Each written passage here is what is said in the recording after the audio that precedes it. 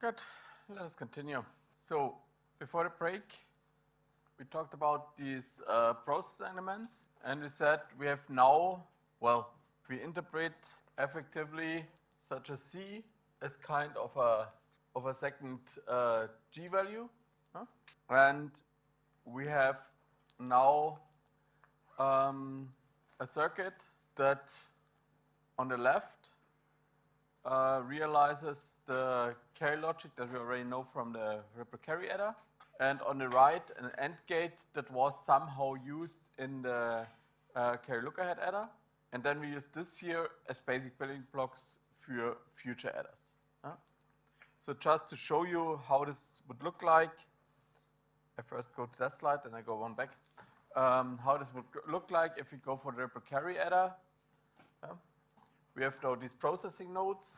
Of course, in that case, only this carry generation part is used. And we processed from the left to the right. Yeah? The inputs are the P's and G's as before. The output, G1 dash, effectively is a carry bit. This carry bit is once put into the post-processing where the XOR is, and once into this into the next processing node that does the same. It computes with the carry in and the G and P from above. Here, a carry out that's post-processed to some bit, and so on and so forth. Okay. Now this this carry operation, I symbolize it with such an empty circle. If you apply this, obviously it's not a commutative operation. Why not? Well, it matters in this equation where Gi and where Gj is in place, right? So it's important that the correct inputs are in the correct position.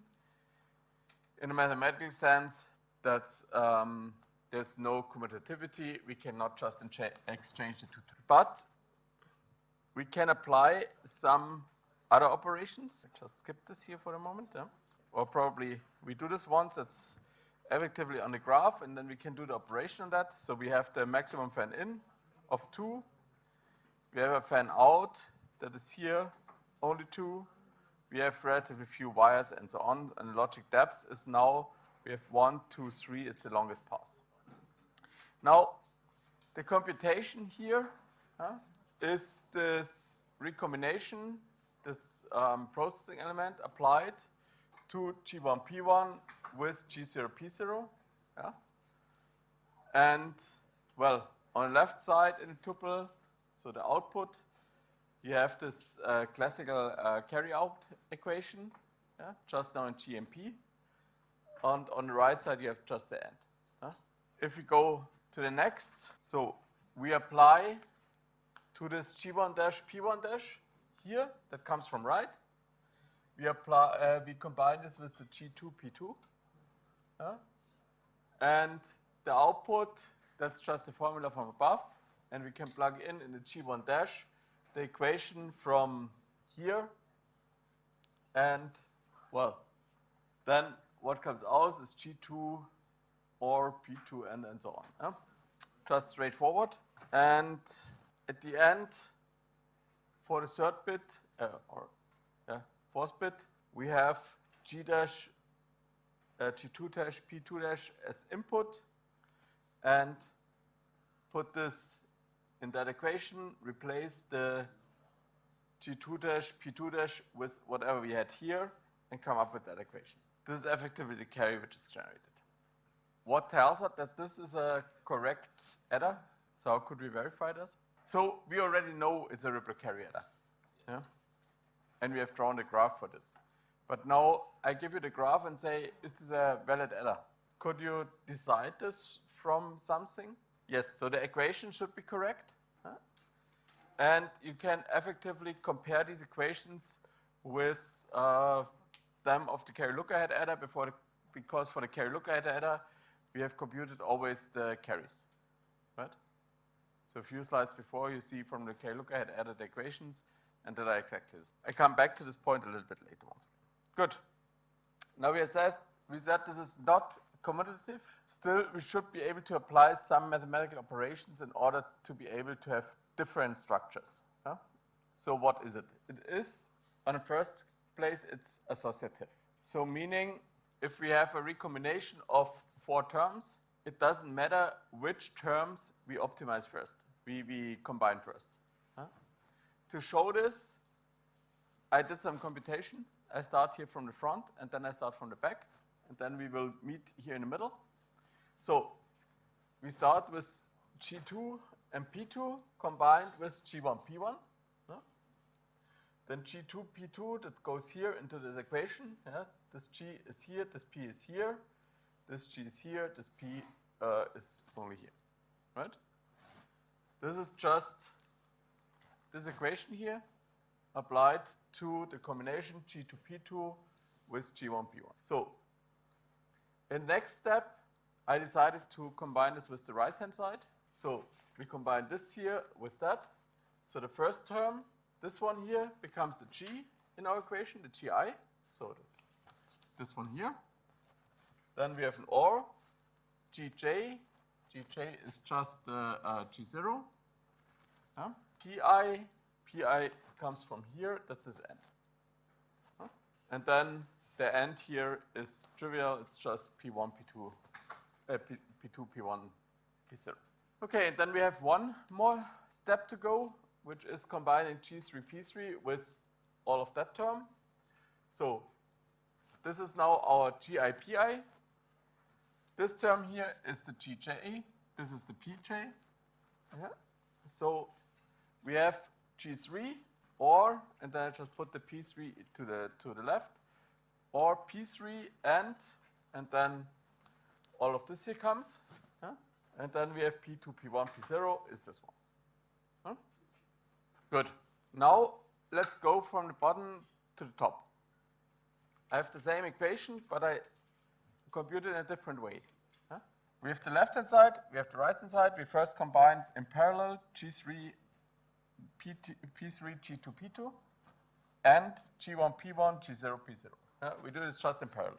So if we do this in parallel, what we end up with is this here. So G3 and P3, or P3 and G2, P3, P2, combined with G1 and P1 and G0, P1, P0. That's just applying this equation to these 2 terms. And then we go one step up. And if we go one step up, then this here is our left-hand side. So this here is effectively the green part here. Is on the left this GI, PI, GJ, PJ.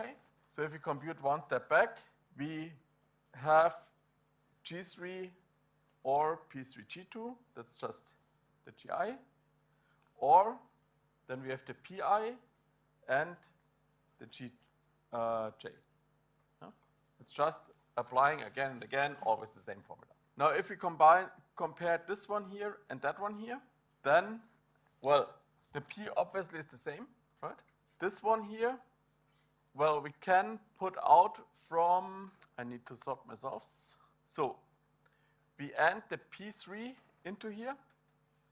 So we have P3 and G2, which is this term, or P3 and all of this, which is P3 and P2, and then I have a bracket here, G1. The P2 here is already goes here. So I have G1 or P1 and G0. So these two equations are exactly the same. Okay? Meaning we had first one option with 1, 2, 3 steps to solve, and now we can parallelize from bottom up.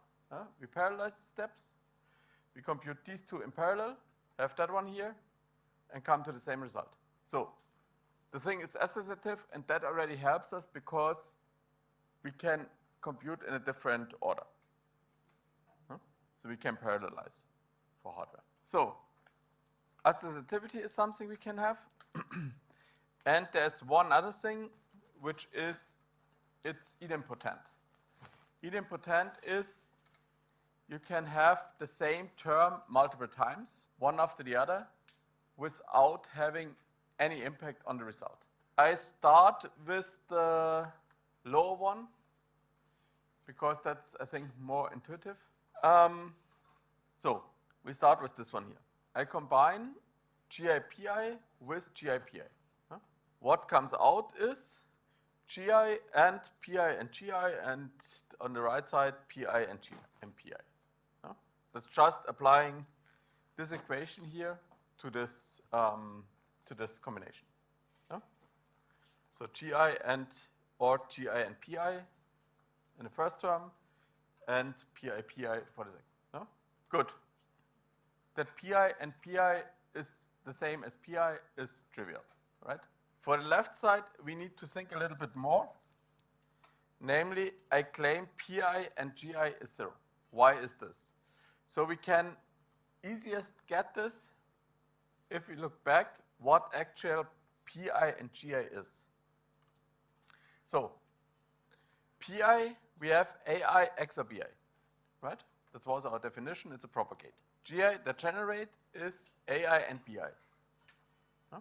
And now we have AI XOR BI and AI and BI. So, when is AI and BI 1? When is AI and BI, this term 1? Output of an AND gate. When is the output of an AND gate 1? When both inputs are 1, right? We have an XOR here. When is the output of an XOR 1? Right. So, we have here a case where we need at least 1 0. Here a case where both need to be 1. And then we have an AND in between. So either this one is 0 or this one is 0. So the AND is 0. So this is always 0. So if we recombine the term with itself, the outcome of GI-PI combined with GI-PI is just GI-PI. This is what we call this property of being idempotent. The same applies also deeper in our graph. There's just more tricky to show this. I've shown here once for a recombination just right in the middle. So we have G2P2 combined with G1P1 and G1P1 combined with G0P0. According to associativity, it should not matter in which order we compute this. So I first compute G2P2, G1P1, and then G1P1, G0P0. So first the right side and the left side, and then in the middle combination. If I do this, I end up with this equation here and with this equation. That's just the same as we have here with different index values. Now, in the second step, we combine these two. So this here is our left-hand side, so G2 or P2 and G1. Then we have an OR, J and P I, and we have here PI, P2, P1, and then we have GJ, which is G1 or here P1 and G0. So, and here we have P2, P1 from this one here, and P1, P0 from this one here. Now on the right side, we have 2 times P1. With an AND in between, we can just remove one of them. Doesn't change the equation if I write P2, P1 and P1, P0, or if I write P2, P1, P0. So this is already simplified. Then we take again, look into the left side. We keep most of the stuff, and we see that we have here P1 and G1, and this one here effectively is the same case as this one here. So P and G, so as this one here, P and G ANDed is always 0, right? So this green one here becomes 0, and then we can go from here to here. So we have G2 or P2 and G1 or P1 and G0 just from here. So the P2, I just make a bracket here. Then I have, so G1, once again, G2 and or P2, that's this one here, and and then I take here G1, and I have on the right side or P1 G0, right? So all the terms are there. It's just a little bit changed from order. This one we can also reach if we compute here. I think from here to here is easier than the other way around, easier to see.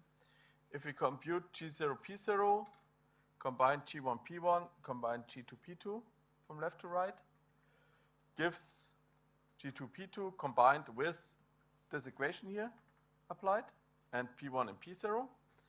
And then this here combined with that results again in this, because we have G2 here, or, which is this or here. Then we have G1, where am I? So G2, or, then I have the P2 from here, and I have the G1, which is this one here.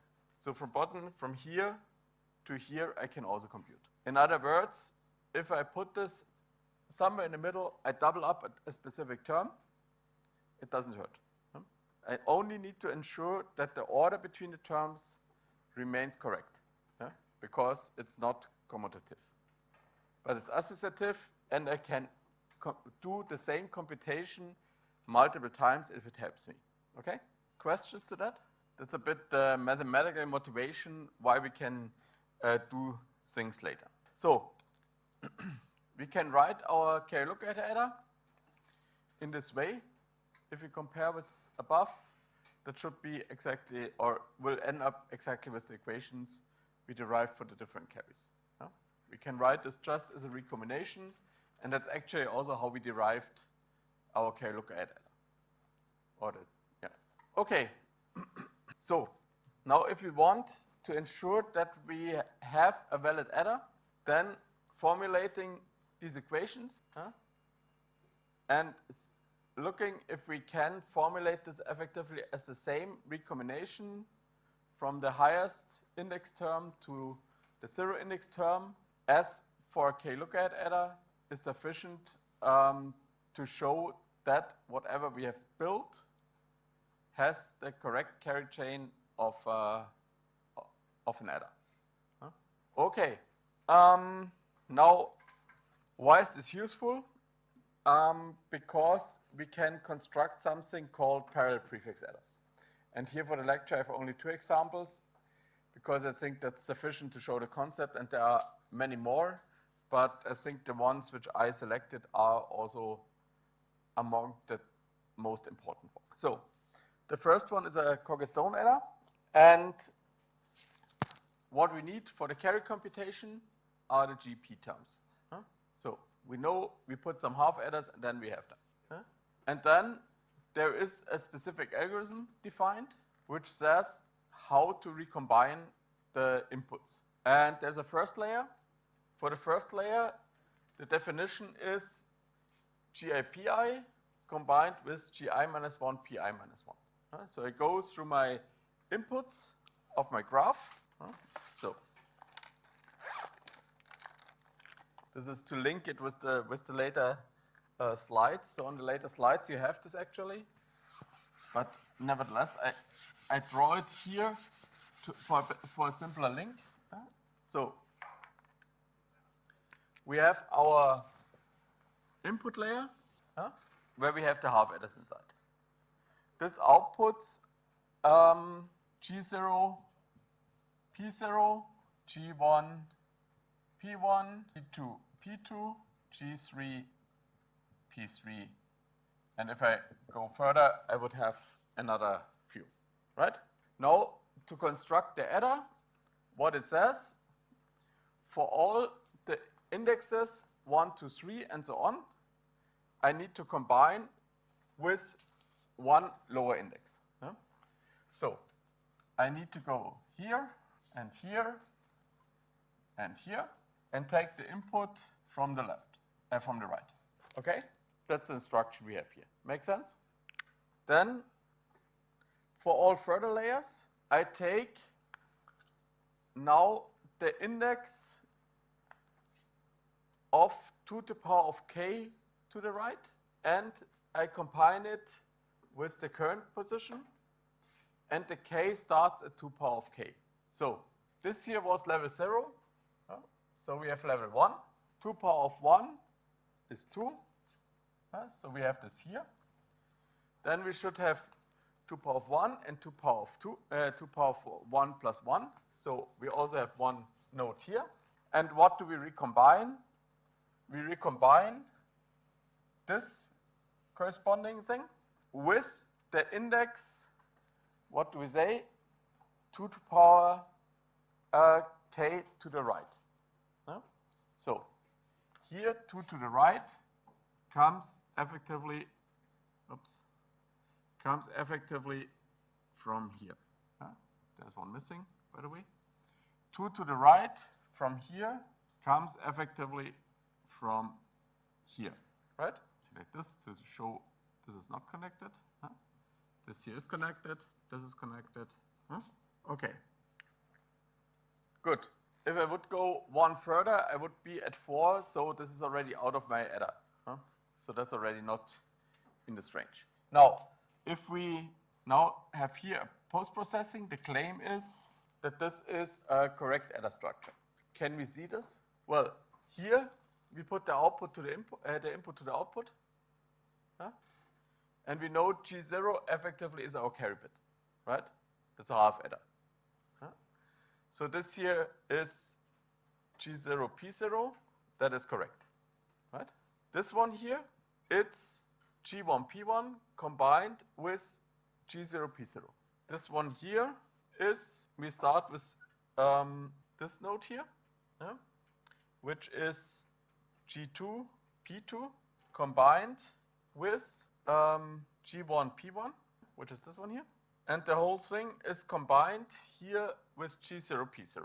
And then we are here, this one here, which is on the first level G3 P3 with G2 P2 combined here with the output of this one, which is G1 P1 combined G0 P0, right?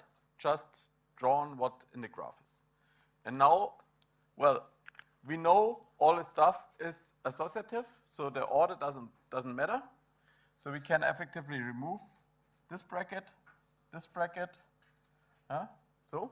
And if we compare this with what we had here for our carry lookahead adder, then we have here G3. I only say the G's because otherwise I run crazy at some point.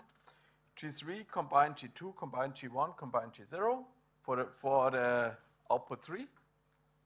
For the output 2, we have G2 combined G1 combined G0, which is the same.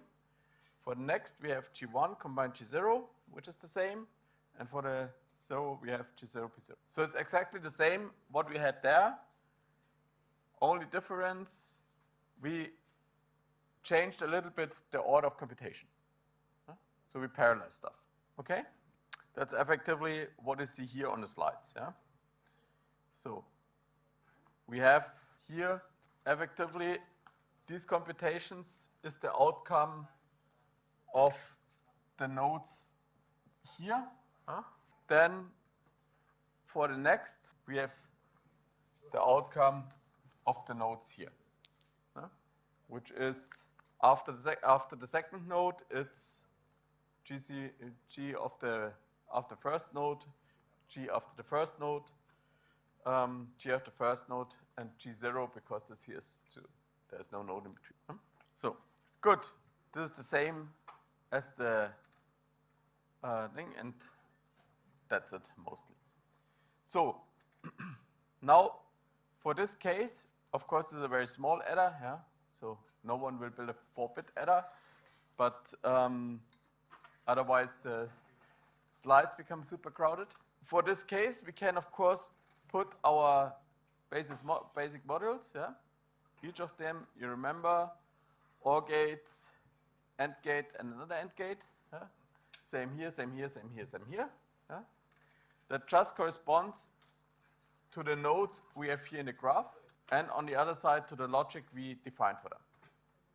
Yeah? And then what you can see is some of the outputs here are effectively not used. Yeah?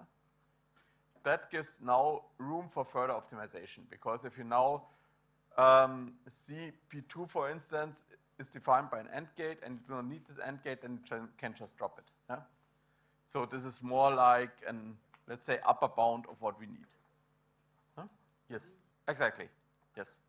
So to show what you actually shown, you have here, please correct me if I draw it wrong, but I think there was here the, what do I need to draw? Because otherwise I have to look it up and then I have to switch the slides, and yes, just that I have it correct. So we have here, this is GI, then we have GJ, and here PI. These two should be ended. Then we have here an OR, where this is fed in, and then we have here the PJ, which is an end of these two, right? Okay? Thank you. So if this here is not used, then we can remove that, right? So this input here is connected somewhere here, so this is also not used. So we can also remove the AND gate here. But potentially it gives us some room for optimization. So for instance, the PI is needed, because it goes here in the multiplication. Not sure where it propagates, I did not check. But the PI we cannot remove. So if this is already, yeah, that should come from here. So it's computed here from other inputs, PI, P3 and P2, and we cannot just remove it. That would change the logic. Okay? Make sense? Good. Okay, this is the graph I have actually drawn here. What can we see? We have, for our case here, a maximum fan out of 3. Of course, this fan out will increase if we make the circuit larger. We have, again, for generic, a fan in of 2, because we only need our standard processing elements. We have a little bit more wires than we had for the ripple carry adder, but less than we had for the carry look ahead adder.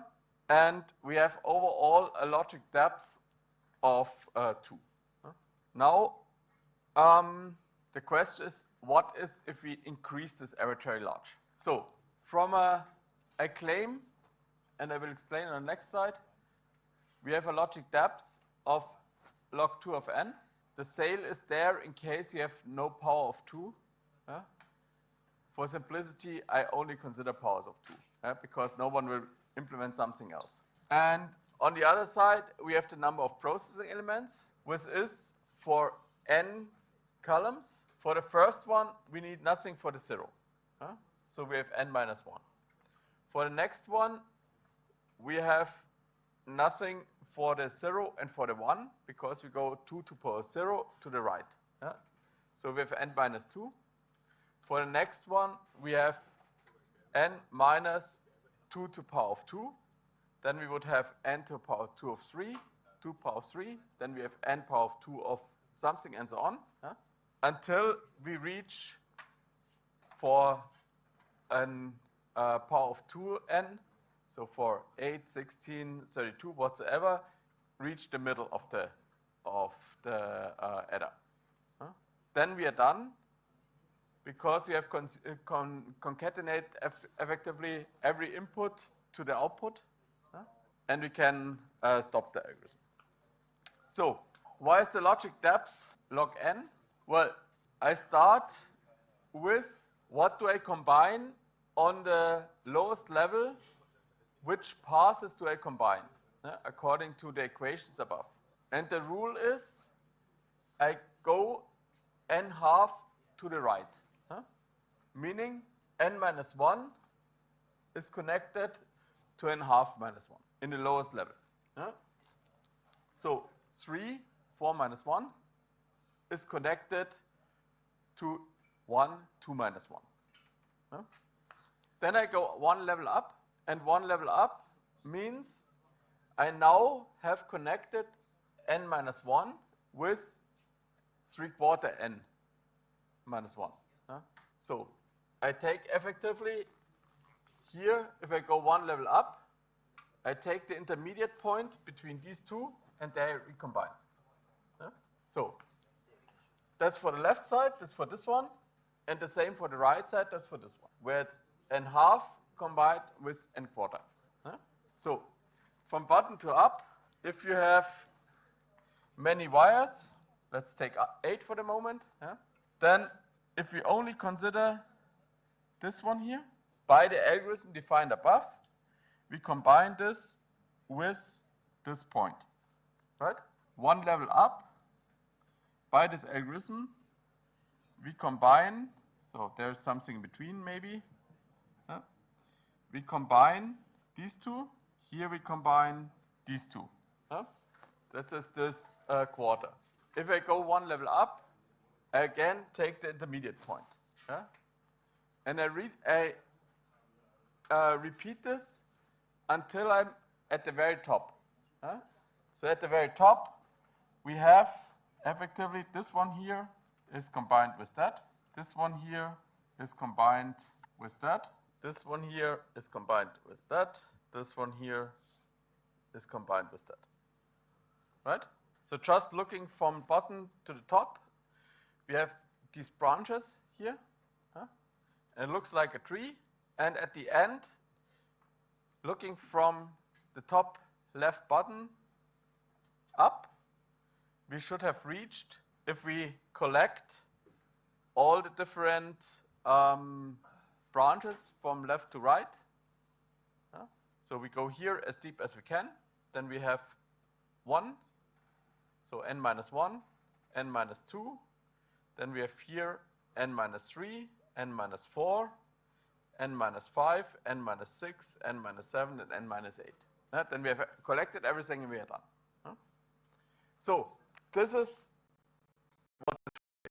Now how many steps do we need to reach this? Well, we start with n½ and then we go to quarter, eighths, sixteenths, and so on. So the number of terms increases exponentially with a power of 2. So we have 2, 4, 8, and then we have them. Meaning the other way around, that the number of layers we need here is logarithmic. So this is why we have here a logarithmic increase. No means to stop this whistling, right? Yeah, tapping, for me, for another door, it worked, tapping the card for 2 minutes or so, and then it started again. Just don't know why. Let's see if it stays. Actually, no one knows why the doors are actually closed, right? Okay. Well, okay. So this motivates why we have here log 2 of n. Huh? The sale is just in case you would have, let's say here only 3, then still you need here the last node, yeah, in the same level. Huh? Okay. At the same time, of course, the number here of nodes in every level is, well, other way I should explain. At the same time, in every level, we have more and more paths already finished. Yeah? So if we reach the lowest level, where we are at n½ then we have finished, obviously, n½ paths to the right. And that's why we have here this n minus 1, n minus 2, n minus 4, and so on. Good. So why this mathematical exercise? What does it tell us? The maximum depth corresponds to the critical path. So in our case, we have 2 gates in each processing element, but we just neglect this, and we can say in terms of processing elements, we have a critical path of length log 2 of n.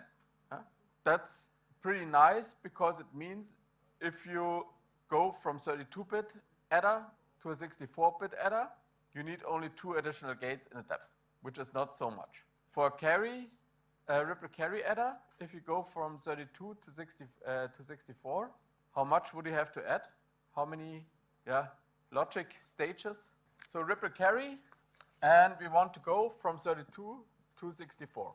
And the question is, how many of these and/or structures do we have to add, which represent the carry chain? Here we need one more for this Coggy-Stone adder. So one more in the depth, not one more stage. Yeah? For the Reupload carry adder, we have here 0 till 31, right? If you want to go from 32-bit adder to 64-bit adder, we need to go till 63, right? Meaning we need to double. We have effectively the same increase as we have input bits, output bits. Huh? So this one here gives an additional logic depth of 1. This one here gives an additional logic depth of 32. Huh? Which should tell you that this one here, this Coggy-Stone, is way more efficient in terms of scalability, in the terms of I want to build a large adder. Huh? Good, that's the one side. The other side is area. Huh? And of course, the area for the Reupload carry adder is pretty good. Huh? Nevertheless, we want to know what does it cost that we have this better behavior regarding runtime at the end, critical path. So for that, what is our measure for the size of the adder? Well, the pre-processing, post-processing is always the same. The question is only how many processing nodes do we have. And initially, we had n-1, meaning we can already not get better than the Reupload carry adder because the Reupload carry adder has only n processing elements, right? So what we can do is we can sum up here, and what we sum up is n minus 2 to the power of I minus 1, which is n minus, and this is 2 to the power of I, minus 1, because I say this is level 1. So we have 0, 2, 4, 8, 16, and so on. This is the size, and we run from I equals 0 to n, or log 2 of n. There actually should be a log 2, just in case you are confused. So here it's there. Here I missed it, I see. Yes. Now, we run over all these lines. We have once n from I equals 0 to log n. N is a constant. Sum over constant we can take as a multiple, so n times log n. Again, this should be log 2 of n. So this is just the number of instances times n. Minus, then we have this term, which is I equals 0 to log 2n. First we have 1 till log 2n initially. So this here is the same as n log n minus I equals 1 till log n to the power of I minus 1. Okay? So I just write the intermediate step here, maybe to be a little bit more clear. So we can say this one here goes to n times log 2 of n minus, and then we have the sum from I equals 1 till log 2 of n. And then we have here 2 to the power of I minus 1, right? And then I can shift the bounds a little bit so that we start here from 0. And I have then from I equals 0 till log to n minus 1, 2 to the power of I, instead of I minus 1, okay? Just, more or less simple mathematical transforms, So, just to verify quickly, if we are here at 1, then 2 to the power of 0. If we are here at log n, then I minus log n minus 1. If we are here at 0, we are at 0. If we are at log n minus 1, we are at log n minus 1. So it's the same. Good. So this is the equation we got. And then we take our formula book, say, okay, that looks like something that could be something somehow simplified. And indeed, you find is a geometric series which can be represented as 1 minus 2 to the power of, so this base power of what is here plus 1 divided by 1 minus the base, something like this.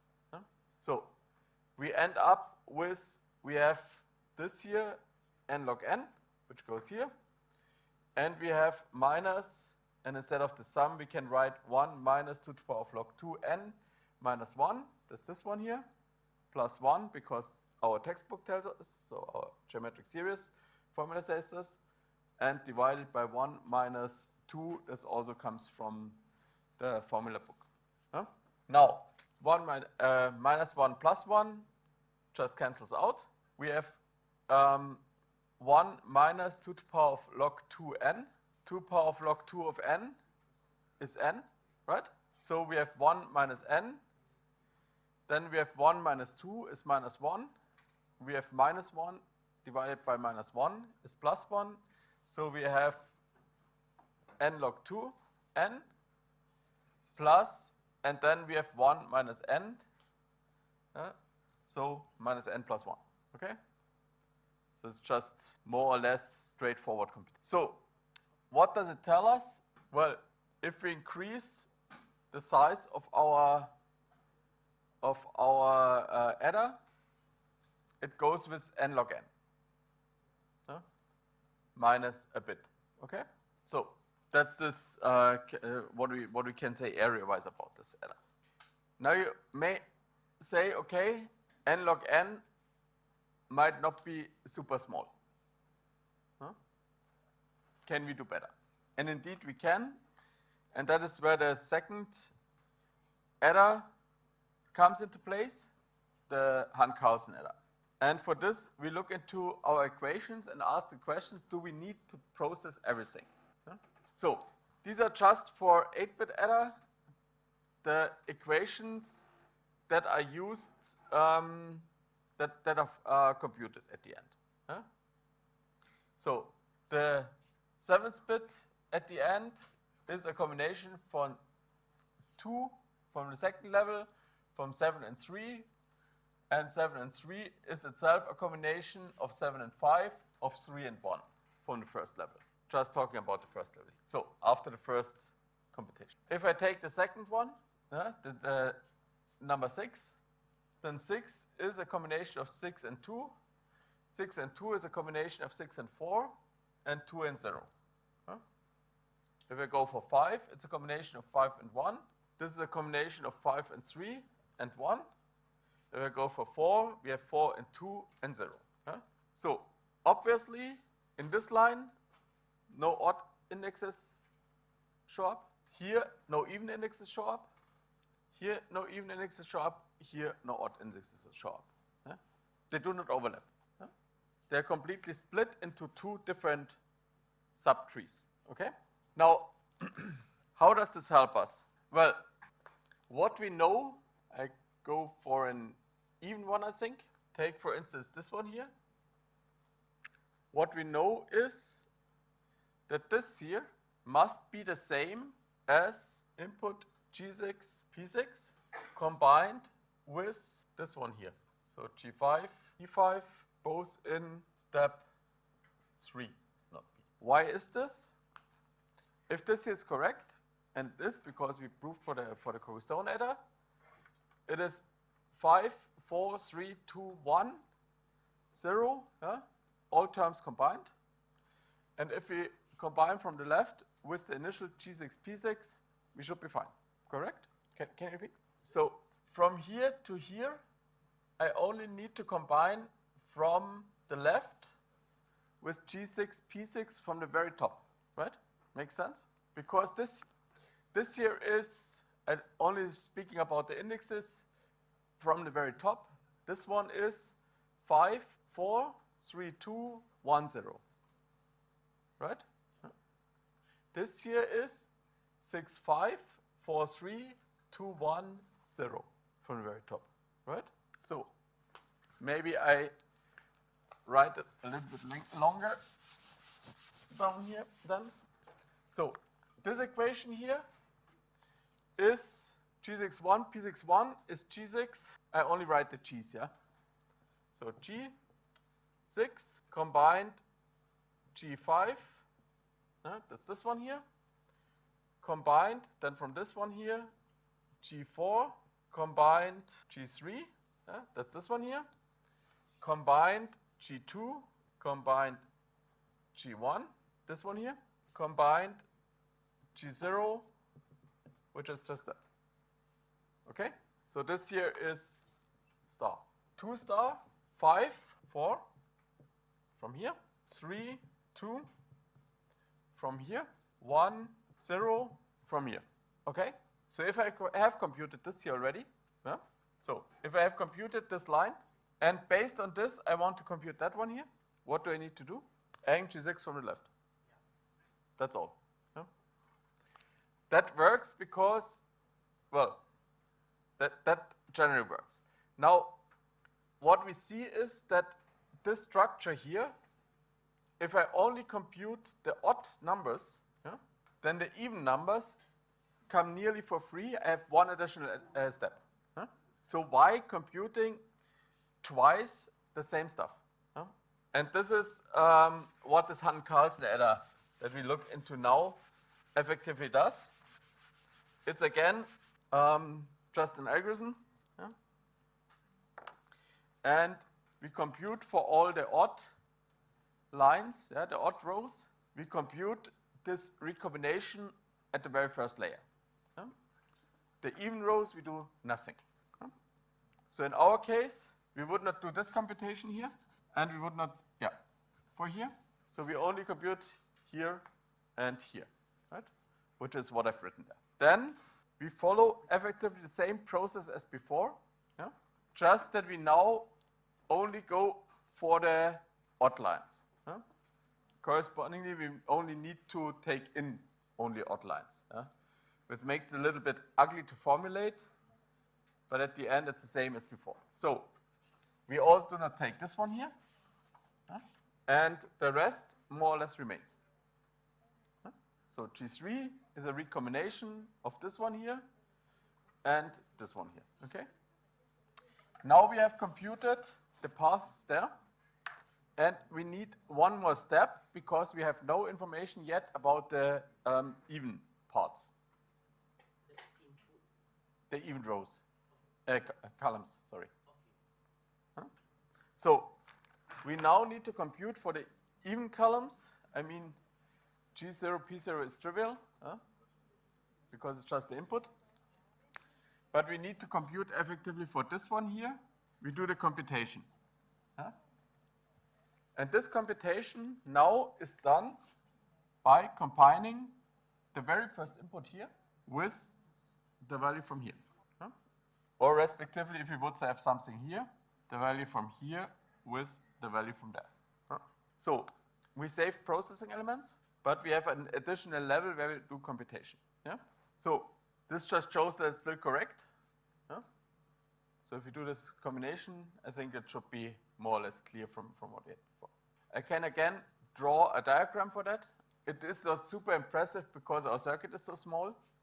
So if we have only a few gates at the beginning, we can hardly save anything. Nevertheless, at the end, you will see we approximately saved half. So this is the circuit that we have then. And if we look into the graph, that's effectively what I've drawn here. We have again maximum fan in of 2, maximum fan out in this case of 2. I think that's also general. The logic depths, that's always a little bit confusing because our circuit is so small. So I write here logic depths of 3 to be in line with what I say elsewhere in the lecture. But this question always comes, that's why I take it. What is the length of the critical path here indeed, if we are correct? So 4 gates or 2 processing elements, right? So we have once the path here or the path here, which have both 2 processing elements, and that's our critical length. Yeah? So this is actually should be expected to be 2. Nevertheless, I write 3. Why? Because in a generic implementation, which scales, which is large, we need to compute till the last level, and then we have one additional step for recombining the odd and the even columns. That is here only different because this is so small. But if we would have, for instance, here another pass that is also even, then you see immediately there's a third level, right? So in this specific case, this 3 here is not 100% correct, but in a general setting, you can say it's the steps plus 1. That's why I say 3. Just shoot out. Probably it's interesting for us as too. Question clear or it's okay? Okay.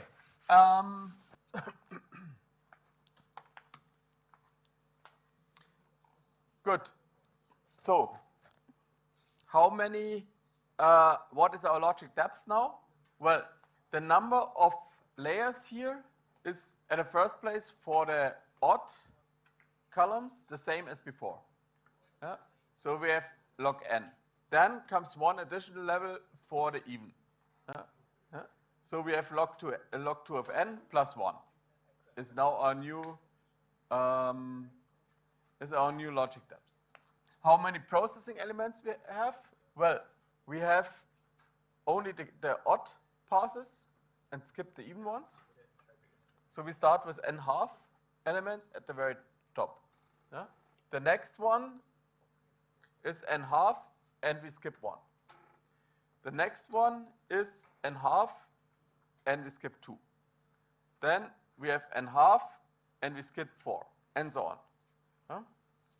Until we are at the last level, and then we have n half minus 1 elements for the even passes, y minus 1 because for 0 we have no recombination. That's the number of processing elements we need. Okay.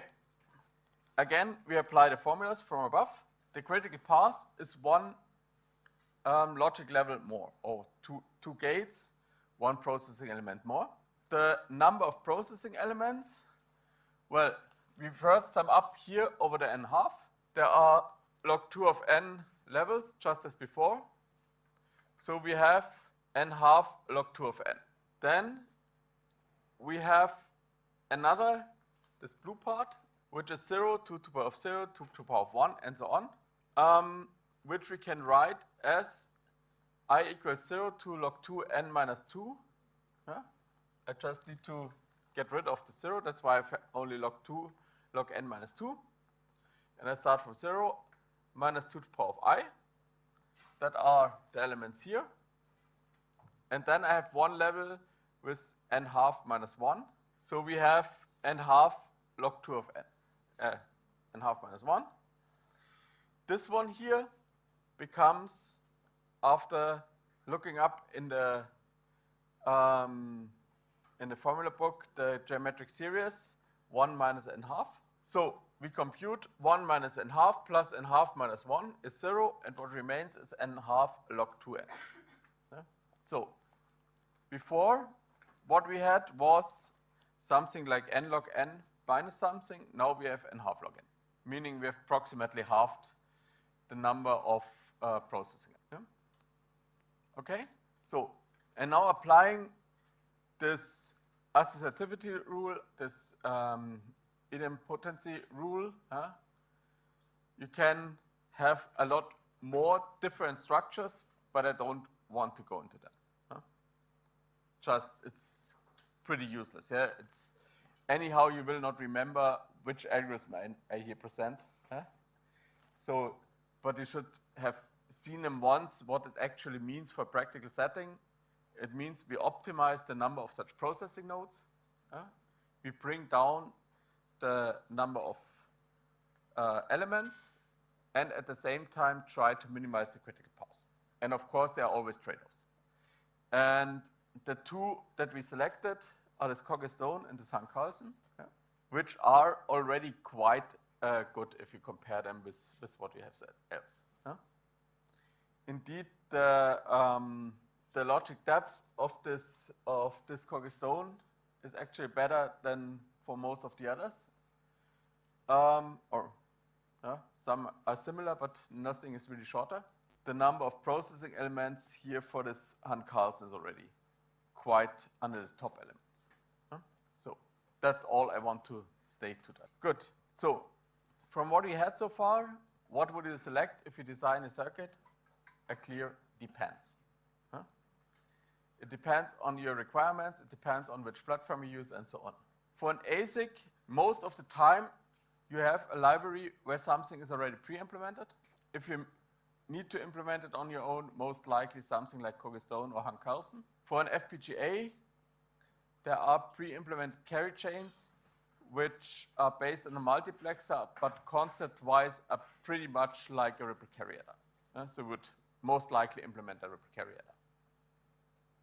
Okay. Questions so far? I skip here 2 slides, namely this carry bypass and this carry select, and continue here with addition of multiple inputs.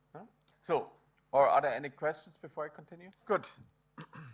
For what we did so far, we have always added 2 inputs, right? Why should we ever try to add more than 2 inputs at the same time? Is this a frequent use case, or is this something very specialized? We should. So, do you think if I say, okay, we want to add, I don't know, 32 numbers at a time, highly parallelized, is this something of interest or not? Well, we will talk in the lecture later about multipliers. And if you multiply, at the end, you do addition. And you do addition of a lot of numbers, and if you can parallelize that, it's useful. Another useful thing today could be, I never implemented this, but could be, for instance, if you think about implementing something for AI. So if you know the structure of a neural network, then you sum up several inputs, weighted, possibly also there it could be useful to have such a multi-input adder. Good. We have mainly 2 such structures in this lecture. The first one is a carry safe adder. That is, well-established thing. It works with 3 inputs at a time. And, well, I try to add up 3 numbers. So what I obviously can do, if I want to sum up W, X, Y, Z, I can first sum up W, X, Y, and then Z. Obvious. If I try to sum this, to compute this sum, just as we did this morning, we can formulate this as a sum of bits that we multiply by powers of 2, right? So, what do we see here? 2 to the power of I times, that's one term, wi xi yi plus 2 to the power of I zi. Does this wi xi plus yi, all of these are bits, remind you to something? Exactly. It's the same as adding a, b, and carry, concept-wise. So we can write this as a sum bit and a carry bit. The set I we just leave for later, and the rest is just sum and carry. Now, that's more or less all about the carry safe adder. You have 3 inputs, and the 3 inputs are added up, and they are added up not in a single bit, but it's added up in a 2-bit representation. And in this 2-bit representation, you have 3 outputs that all correspond to 2 to the power of I. You have 1 output that corresponds to 2 to the power of I, and 1 output that corresponds to 2 to the power of I plus 1. You need to know how to interpret the result, but besides of that, it's just a full adder. Now, a full carry safe adder for multiple bits is nothing else than unconnected full adders. So there's just no connection between. Carry out goes directly out. And you have bits that corresponds to 2 to the power of 0, 1, 2, 3, and so on, and bits that corresponds to 2 to the power of 1, 3, 4, and so on. 1, 2, 3, 4, and so on. Okay, now we want to continue the computation. We want to add to this result here the value of z. What do we need to do? Well, we have here from each part 2 to the power of I plus 1, ci plus 1, 2 to the power of I si, right? If I define c0 to be 0, because then I can write this uniquely. I can write wxy as 2 power of n times cn.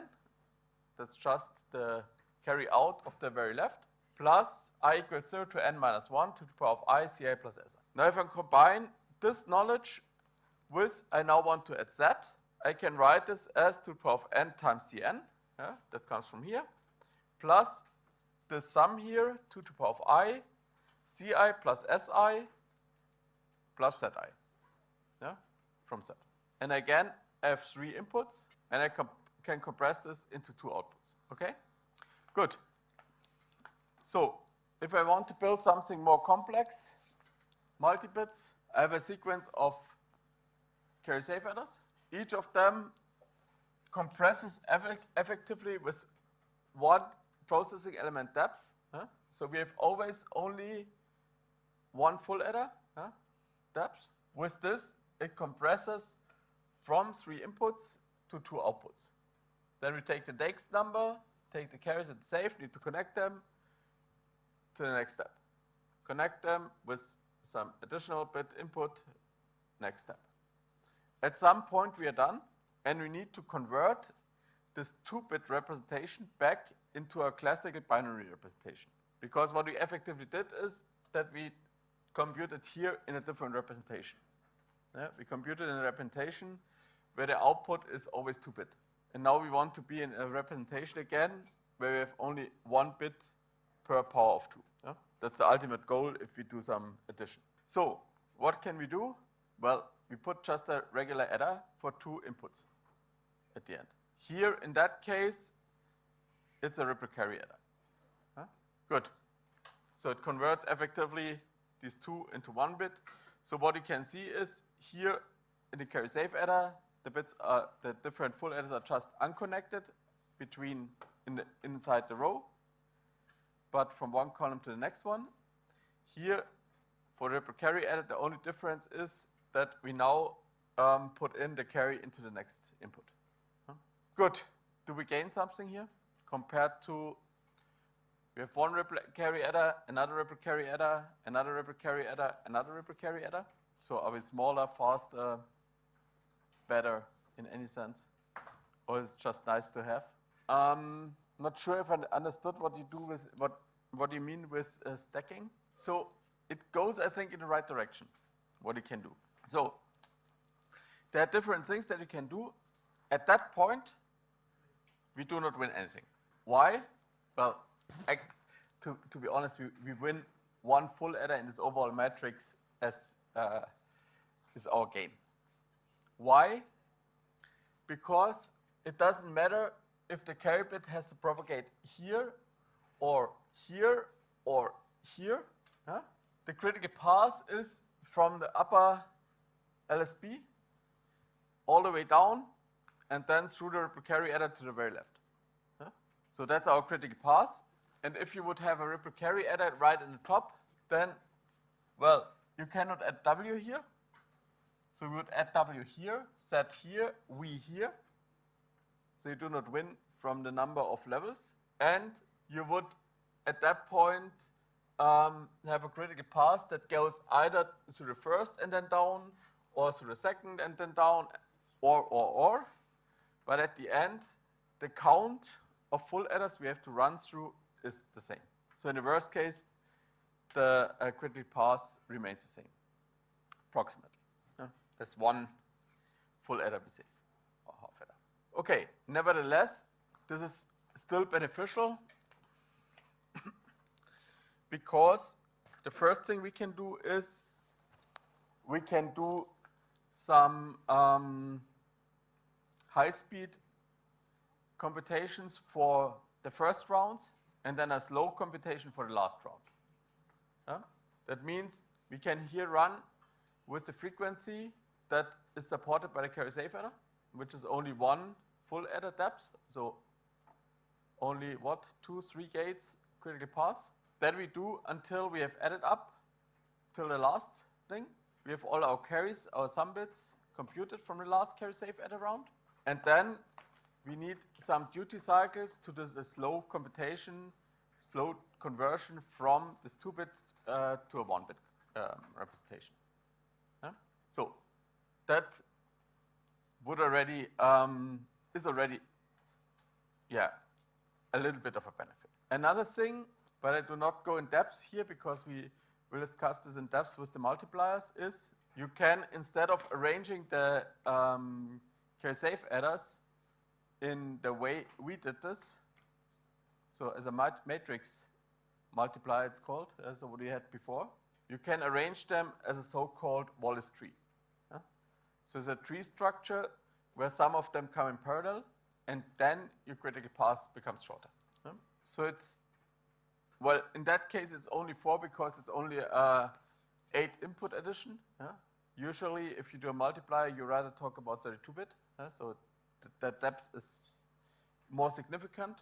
How much we will see with the multiplier. What the concrete benefit is from this structure is you have 2 full adders less delay in the Wallace tree structure. Yes. So here the critical path goes through all the carry-safe adder, and then this classical adder. Here the critical path goes through 4 CSAs and then the classical adder. Okay, you can be even better. Namely, in even more modern structures, you use a structure called compressor. And I've selected one compressor that I think is pretty nice. There are others, and even with more inputs. I have only, will show you a 4-to-2 compressor. So we start with the carry-safe adder. The carry-safe adder is 2 levels, one after the other, 3 inputs in the top level, 1 additional input in the next level. Then we have a carry in from somewhere here, we have a carry out here, we have a carry out here, and we have a sum bit. That's just a small portion of what we had before. Now I've written here the equations that we need to fulfill. The first one here is the sum bit Si after the first full adder. This here is the sum bit Si dash after the lower carry-safe adder, after the lower full adder. Then we have here, I just stop at that point. We have here the classical carry computation. We have here the classical carry computation, once for the upper, once for the lower full adder. Good. Now I have here also added some transform. So this one here is just taken here, fine. This one here, let's quickly verify that W and Xi is the same as W and Wi XOR Xi not. So assume Wi is 0, then the overall term here is 0. If Wi is 1, then what remains is 1 XOR Xi inverse. 1 XOR Xi is Xi inverse, inverted is Xi. So this is indeed the same. And the same holds, of course, also here, since that's the same equation, right? So Vi and Si is the same as Vi XOR Si and Vi. So if you look into the equations here, what could be a trick to be applied? Or what structure can you implement in order to, let's say, stick with this equation to implement this equation? The other one is then the same. Other ideas? So as a small help, what's the difference between them? One is just inverted. So if you think in hardware, we have a signal. If the signal is 1, then this here should happen. If the signal is 0, then this here should happen. What is it? Conditional. How do you implement a condition in hardware? So what I see, if I look into that, is a multiplexer. We have Wi, we have Yi, and, no, I did it the wrong way around. This should be 0, this should be 1. And we have Wi XOR Xi as the control signal. If Wi XOR Xi is a 0, this case, then, this case, if it's 0, then we output Wi. If Wi XOR Xi is 1, the first case, we output the Yi, right? So we can interpret this as a multiplexer. The same here. We have a multiplexer depending on V XOR S, where this S effectively is something lengthy here. Depending on this, we output either V or C. Okay? Good. Then let us draw the figure for that. So this is just copied from the previous page. We start with computing Wi x or xi, and control with this if we output wi or yi. The output is then C out is Ci plus 1. I call it from here on C out. Then we compute Vi x or yi in parallel, and the XOR between W, X, V, and Y, which is just this here. And this signal now controls if for Ci dash plus 1, we output Vi or Ci, where Ci I call Cin. Okay, and then we need to compute the sum. And for the sum, we have effectively this term here, XOR Ci. So we only need one more XOR, and then we are done. Now, if we compare this structure with what we had before, well, this was what we had before. That is equivalent to a 4x2 compressor, which is written like this. We have 4 inputs, plus carry in, carry out, plus Ci and Si. So that's the basic block of this 4x2 compressor, and has this inner structure. The critical paths here, let me see, I can quickly say. So we have for the full adder, we have one XOR, one AND, and an OR gate. So 3 gates, right? For the carry out. And we have here another from input to sum bit, we have another 2 XORs, right? 5 gates. So yes, you can say like this. What I wanted to say is just, it's this here, what we had before is equivalent to what we have now. But you can also say we mimic the external behavior. Yeah? But here we have from input to sum 2 XOR steps, plus here another XOR, plus since there comes a carry in, another OR AND. So there are approximately 5 gates in the critical path from the input to here at least. If we look into this one here, then depending on what is slower or faster, we have in the critical path 1, 2, 3 XORs, or 1, 2 XORs and multiplexer. Okay. Now, this of course is only 4-bit into 2 bits, right?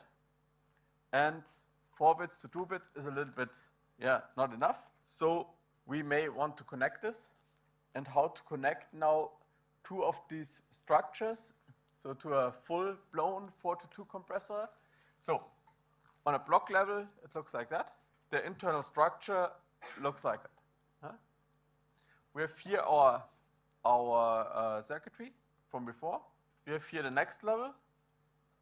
And this carry in that we have here, this is connected to the carry out of the previous one. So we have 4 bits input, 4-bit with input, 2-bit with output, and 1 carry over to the next level.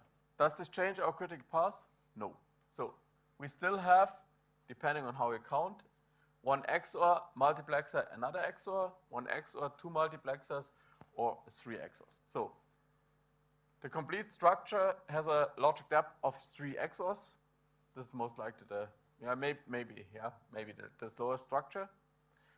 Or 2 multiplexers and an XOR, but it's relatively short compared to what we have with 2 full adders. And we have now the benefit that we have 4 inputs and compress them into 2 outputs. Before we had 3 inputs compressed into 2 outputs. Now, if we would put this into this multiplexer structure, in the structure from before, then here we would merge 2 of these things now into one such compressor structure. So And if we would have to add another level, for the next level, we can take in another 2 inputs, so not only 1. Yeah? Yes, yes. Oh, okay. Yeah. If there would come another layer here in between, maybe, then we could effectively merge these 2 together with the 2 inputs in another layer, and we have at the end still only 1 adder and add up the stuff, and we are done. So, in that way, effectively now we indeed save something already here. Also without any Wallace tree magic whatsoever. Good. Actually, I think it doesn't really make sense to start with another topic. So tomorrow we will, adders are done.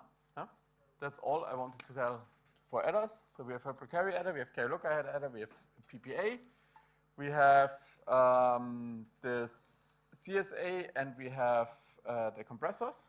And yeah, that actually covers roughly all what today is out there, I would say.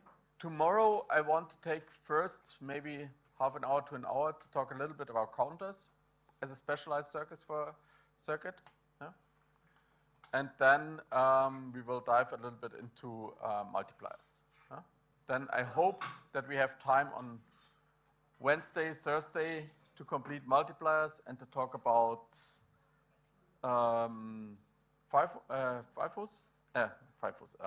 FSMs. And on Friday, maybe we have a little bit time to also talk about floating point multipliers, which is a nice application of all what we then did. Good. So, have a good rest of the day ahead and see you tomorrow. Yes.